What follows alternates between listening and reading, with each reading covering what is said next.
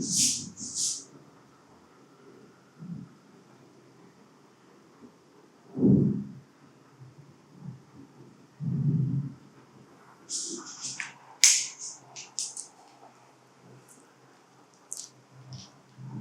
Everyone, आज की video में हम आपके क्लास 8 के मैथ्स का पहला चैप्टर गणिता प्रकाश पार्ट 1 का जो पहला चैप्टर है स्क्वायर एंड अ क्यूब, तो हम उस चैप्टर को शुरू कर रहे हैं, है ना। ये वीडियो आपका इंट्रोडक्टिव वीडियो होगा। आने वाले पार्ट्स में सब पहले हम चैप्टर के पूरे कॉन्सेप्ट्स को समझेंगे। पहले हमको क्या करना है, चैप्टर के सारे कॉन्सेप्ट्स को समझना है, फिर मैं आप लोगों को एनसीईआरटी का एक एक क्वेश्चन सॉल्व कराऊंगा। बच्चों, एनसीईआरटी का एक एक क्वेश्चन का सॉल्यूशन जो है वो हम यहाँ पे करेंगे सारे वीडियो लेक्चर्स में। पहले पूरे चैप्टर को समराइज करते हैं, पूरे चैप्टर के बेसिक्स को समझते हैं कि चैप्टर में क्या है, नहीं है, कैसे है, उस पर बेस्ड कुछ प्रैक्टिस क्वेश्चन साथ साथ करते चलेंगे। और जब ये हो जाएगा तो उसके बाद जब हमारे चैप्टर का समरी पूरा हो चुका होगा तो फिर हम क्या करेंगे, हम फिर एनसीईआरटी के एक एक क्वेश्चन को सॉल्व करेंगे, ठीक है। तो सारी चीजें जो है, आपके पढ़ाई का सारा कंटेंट जो है वो धीरे धीरे बना के डाल दिया जाएगा। चलिए तब तक के लिए हम चैप्टर शुरू करते हैं। सबसे पहले हमें चैप्टर में पढ़ना है स्क्वायर के बारे में। बच्चों, स्क्वायर होता क्या है, व्हाट इज स्क्वायर। स्क्वायर का मतलब होता है किसी भी चीज पे पावर 2 लगाना। जैसे मान लो कोई एक नंबर है 4 और मैंने इस पे पावर लगा दिया 2, तो अब हम इसको क्या पढ़ते हैं कि 4 का स्क्वायर। अब पावर 2 का मतलब क्या है, पावर 2 का मतलब है कि 2 बार 4 मल्टीप्लाई होगा। पावर का यही मतलब होता है ना। मान लो 4 पे हम पावर 3 लगाते तो क्या होता, 4 इंटू 4 इंटू 4, पर इसको हम क्यूब कहते हैं, है ना। 4 अगर 4 पे पावर 4 लगा रहता तो हम ये बोलते हैं 4 टू द पावर 4। तो अब यहाँ पे क्या होता, 4 खुद से ही 4 बार मल्टीप्लाई होता। कहने का अर्थ है कि किसी भी नंबर पे जो पावर लिखा होता है वो नंबर उससे ही उतनी बार मल्टीप्लाई हो रहा होता है। और स्क्वायर का मतलब क्या है कि जब कोई सेम नंबर 2 बार मल्टीप्लाई हो तो हम बोलते हैं कि ये वैल्यू जो है वो उस इंडिविजुअल नंबर का क्या है, स्क्वायर है। जैसे मान लीजिए मैंने बोला 7 का स्क्वायर, तो 7 के स्क्वायर से हमारा मतलब क्या है, 7 इंटू 7। समझ ली इस बात को। मैंने बोला 10 का स्क्वायर, तो 10 के स्क्वायर से मतलब क्या है, 10 इंटू 10। मतलब स्क्वायर होता क्या है, जिस भी नंबर की हम बात करते हैं उसी सेम नंबर का खुद से मल्टीप्लाई होने के बाद जो वैल्यू आता है वो स्क्वायर कहलाता है। जैसे 7 का स्क्वायर हो गया 49, 10 का स्क्वायर हो गया 100। मैं आपसे बोलता हूँ 15 का स्क्वायर, तो 15 का स्क्वायर का मतलब क्या है कि 15 ही 15 से मल्टीप्लाई होगा, है ना। 2 15 आपस में मल्टीप्लाई होंगे और आंसर क्या आ जाएगा हमारा 225।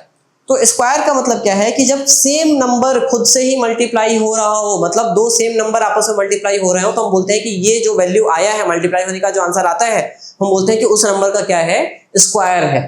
आपको इतना तो समझ में आया होगा स्क्वायर क्या होता है।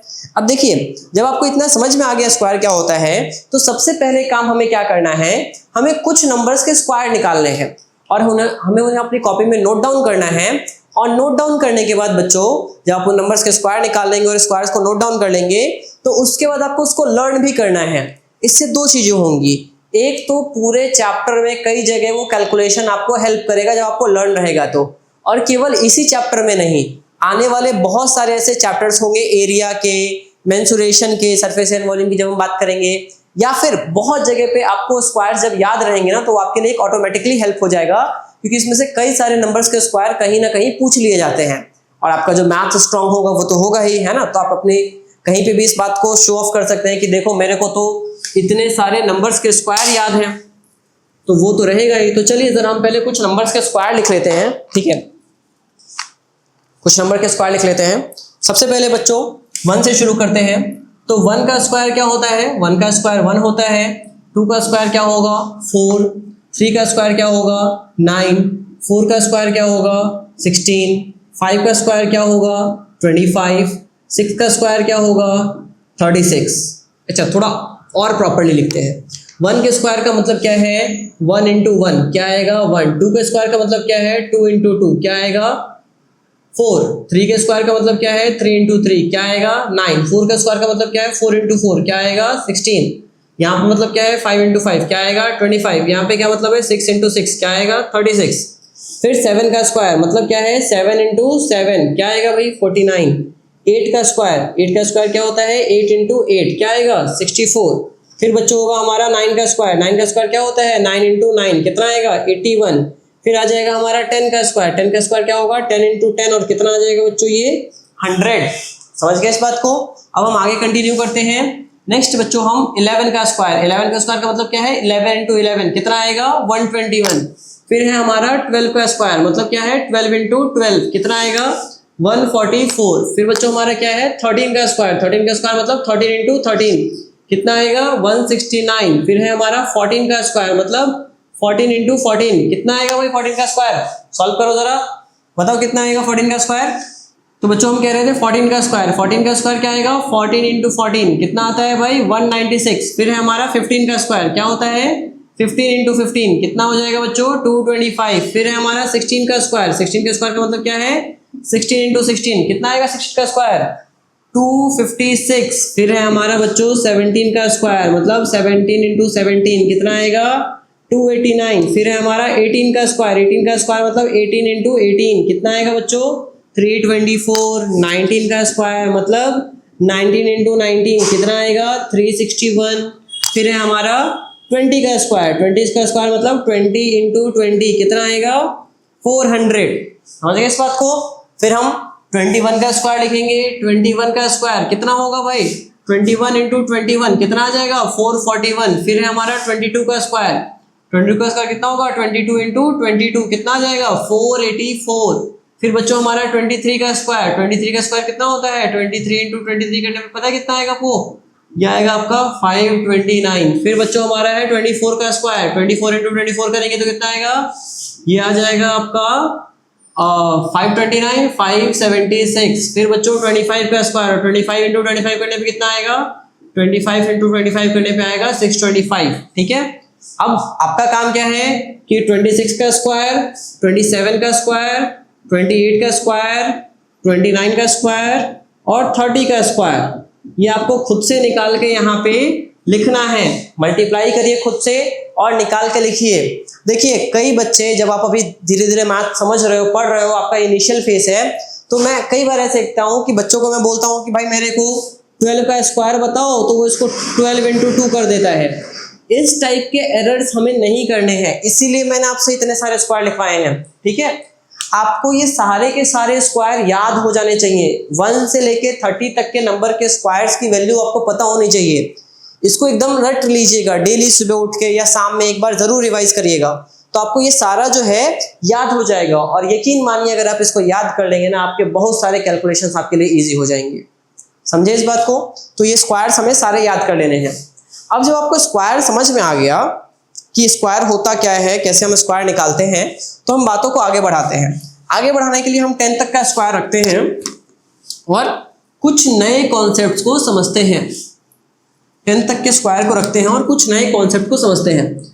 बच्चों सपोज करो अगर आपको 1 से 10 तक का स्क्वायर पता है, तो पता है आपको क्या पता चल जाता है, आपको किसी भी नंबर के स्क्वायर करने पे जो उसका यूनिट डिजिट है वो क्या आएगा वो पता चल जाता है। यूनिट डिजिट मतलब वंस प्लेस पर डिजिट। सपोज करो मैं आपसे बोलता हूं कि 185 का स्क्वायर जब निकालेंगे तो जो भी आंसर आएगा उसमें वंस प्लेस पे क्या डिजिट होगा बताओ मुझे। तो आपको पता है क्या देखना है, आपको देखना है कि इसका यूनिट डिजिट क्या है। बच्चों इसका यूनिट डिजिट 5 है ना, इसका यूनिट डिजिट क्या है 5 है, और 5 का स्क्वायर क्या होता है 25, मतलब इसका यूनिट डिजिट 5 है। तो यहाँ पे भी जो सबसे यूनिट डिजिट है वो 5 ही आएगा। आपके एनसीईआरटी में या पेपर में आपको ऐसे क्वेश्चन मिलेंगे कि बताओ इस नंबर के स्क्वायर का यूनिट डिजिट क्या होगा। ठीक है, समझ में आई बात या नहीं आई। या ऐसे भी मिलता है कि बताओ ये नंबर एक परफेक्ट स्क्वायर क्यों नहीं है। तो देखो कोई भी नंबर परफेक्ट स्क्वायर तभी हो सकता है जब उसका यूनिट डिजिट या तो 1 हो, या तो 4 हो, या तो 9 हो, या तो 6 हो, या तो 5 हो। समझ में आई बात या नहीं आई। और अगर 0 है तो इवन नंबर ऑफ जीरोस होने चाहिए, मतलब 2 0 होने चाहिए, या 4 0 होने चाहिए, या फिर आपके क्या होने चाहिए 6 0 होने चाहिए। इवन नंबर ऑफ जीरोस होने चाहिए, क्योंकि आप देखो कि कोई भी जो नंबर बना है उसके यूनिट प्लेस पे या तो 1 होगा, या तो 2 होगा, 3 होगा, 4 होगा, 5 होगा, 6 होगा, 7 होगा, 8 होगा, 9 होगा, और नहीं तो 0 होगा। अब इनके स्क्वायर्स की जो वैल्यू आई है वो भी तो उन्हीं के, सपोज करो जैसे हम कुछ एग्जांपल लेते हैं, जैसे मान लो हमने लिखा 179 का स्क्वायर, तो 179 का स्क्वायर का मतलब क्या है 179 इंटू 179। तो सबसे पहले तो ये 9 इस 9 से मल्टीप्लाई होगा ना, 9 इस 9 से मल्टीप्लाई होगा कि नहीं होगा। और जब ये 9 इस 9 से मल्टीप्लाई होगा तो 9 9 से क्या होता है 81, तो कुछ भी आएगा पर यूनिट प्लेस पे क्या आएगा 1 आएगा। आप समझ रहे हो इस बात को? देखो 9 9 से मल्टीप्लाई हुआ तो यूनिट प्लेस पे क्या आ गया, 1 आ गया। हम कोई और एग्जांपल ले लेते हैं। मान लो हम एक बड़ा सा नंबर लेते हैं 2498 का स्क्वायर। तो जब हम 2498 का स्क्वायर करेंगे तो हम 2498 इंटू 2498 करेंगे, है ना।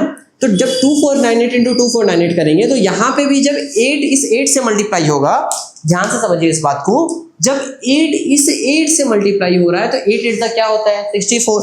तो इसके आगे की वैल्यू कुछ भी आएगी पर यूनिट डिजिट जो सबसे वंस प्लेस पे जो वैल्यू रहेगा वो क्या आएगा, 4 आएगा। समझ में आई बात या नहीं आई? फिर यहाँ पे लंबी चौड़ी कुछ भी वैल्यू आएगी 5 6 7 8 डिजिट का, पर वंस प्लेस पे क्या रहेगा बच्चों, हमारा 4 रहेगा। तो आप किसी भी नंबर को देख के बता सकते हो, किसी भी नंबर को देख के बता सकते हो कि उसके स्क्वायर के करने पे जो यूनिट डिजिट आएगा, जो वंस प्लेस पे डिजिट आएगा वो क्या आएगा। और ये तय है कि वो नंबर या तो 1 होगा, या तो 4 होगा, या तो 9 होगा, या तो 6 होगा, या तो 5 होगा। और अगर जीरोस होंगे तो इवन नंबर ऑफ जीरोस होंगे। इवन नंबर मतलब 2 जीरोस होंगे, या 4 जीरोस होंगे, या 6 जीरोस होंगे, या 8 जीरोस होंगे, या 10 जीरोस होंगे। मान लो कि आपको कोई ऐसा नंबर दिया गया है जिसके यूनिट डिजिट पे आपको 2 लिख दिया है या 3 लिख दिया है ना, 4 5 6 7 लिख दिया है, 8 लिख दिया है, 9। तो ये नंबर जो है ना, अगर किसी के यूनिट डिजिट पे ऐसे नंबर आ रहे हैं तो वो कभी भी किसी का स्क्वायर हो ही नहीं सकता है।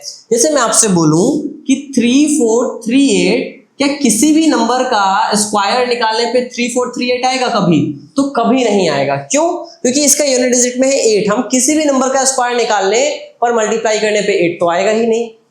समझ रहे हैं आप इस बात को? कंफ्यूजन तो नहीं हो रहा है?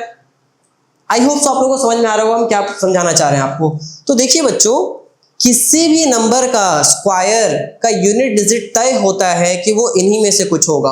तो अगर आपसे कोई नंबर भी दे दिया जाए और पूछा जाए कि बताओ कि क्या ये परफेक्ट स्क्वायर है, परफेक्ट स्क्वायर से उनका कहने का अर्थ होता है कि क्या ये किसी भी नंबर का स्क्वायर निकालने पे ये आंसर आएगा, तो आपको उसका यूनिट डिजिट देखना है। अगर उसका यूनिट डिजिट 14965 है तो इट मे बी कि वो किसी नंबर का परफेक्ट स्क्वायर हो। या फिर अगर इवन नंबर ऑफ जीरोस है, 2 जीरो है, 4 जीरो है, 6 जीरो है, देन ऑल्सो वो किसी नंबर का परफेक्ट स्क्वायर हो सकता है। मतलब किसी नंबर का स्क्वायर निकालने पे वो आंसर आ सकता है जो आपको दिया गया है क्वेश्चन में, ठीक है। पर अगर उसका यूनिट डिजिट 2 है, 3 है, 7 है, 8 है, मतलब इनके अलावा कोई नंबर है, तो उस केस में वो किसी का भी परफेक्ट स्क्वायर होगा ही नहीं। कि आप कुछ भी कर लीजिए वो किसी भी नंबर का स्क्वायर नहीं आएगा।